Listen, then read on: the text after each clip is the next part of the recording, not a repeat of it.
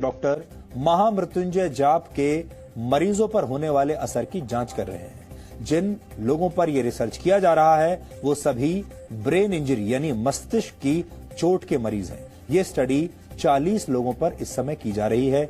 इन 40 लोगों को 20-20 के 2 समूहों में बांटा गया है। इसमें से एक समूह को महामृत्युंजय मंत्र सुनाया गया, जबकि दूसरे समूह को यह मंत्र नहीं सुनाया गया। जिन मरीजों के लिए महामृत्युंजय मंत्र का जाप किया गया, उनमें से कई मरीज कोमा में थे।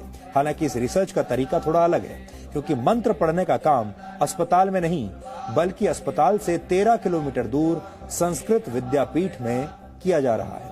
इसे समझाने के लिए हम आपको अस्पताल की कुछ तस्वीरें आज दिखाएंगे।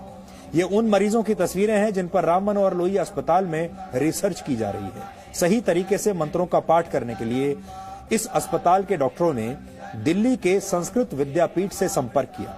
इसके बाद वहां के पंडितों ने मरीजों को उनके परिवार वालों की मौजूदगी में महामृत्युंजय मंत्र का संकल्प करवाया।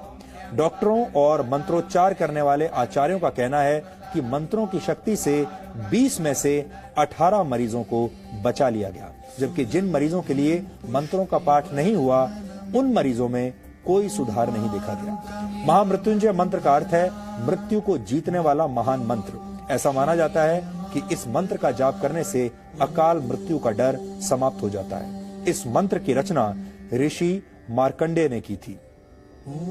इस मंत्र का मतलब है कि हम भगवान शिव की पूजा करते हैं, जिनके 3 नेत्र हैं, जो हर श्वास में जीवन शक्ति का संचार करते हैं और पूरे जगत का पालन पोषण करते हैं। इसे त्र्यंबकम मंत्र, रुद्र मंत्र और मृत संजीवनी मंत्र भी कहा जाता है। ऋग्वेद के 7वें अध्याय, यजुर्वेद के 3रे अध्याय और अथर्ववेद के 14वें छंद में इस मंत्र के बारे में बताया गया है। ऋषियों ने महामृत्युंजय मंत्र को वेदों का हृदय भी कहा है। कुछ समय पहले एम्स ने भी गायत्री मंत्र के वैज्ञानिक महत्व को मरीजों के MRI टेस्ट में हुए बदलावों से साबित किया था, लेकिन इन दोनों रिसर्च में काफी फर्क है। एम्स में मरीजों ने खुद गायत्री मंत्र का जाप किया था, लेकिन महामृत्युंजय पाठ संस्कृत विद्यापीठ में आचार्यों द्वारा किया जा रहा है और मरीज वहां से कई किलोमीटर दूर अस्पताल के ICU में भर्ती हैं। इस रिसर्च के जरिए ये समझने की कोशिश की जा रही है कि वेदों और धर्म ग्रंथों में किसी दूसरे के लिए प्रार्थना करने के असर का जो महत्व बताया गया है, क्या उसका कोई वैज्ञानिक आधार है भी या नहीं। भारत सरकार की सबसे बड़ी मेडिकल रिसर्च संस्था Indian council for medical research ने इस स्टडी को फंड किया है। ये स्टडी 3 वर्ष के लिए की जा रही है, जिसमें से 1.5 साल का समय पूरा हो चुका है।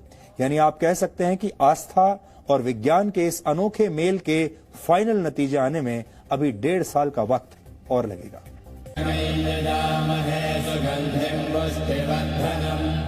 स्वर विज्ञान के हिसाब से माना जाता है कि महामृत्युंजय मंत्र के अक्षरों का स्वर के साथ उच्चारण किया जाए तो शरीर में वाइब्रेशन होता है।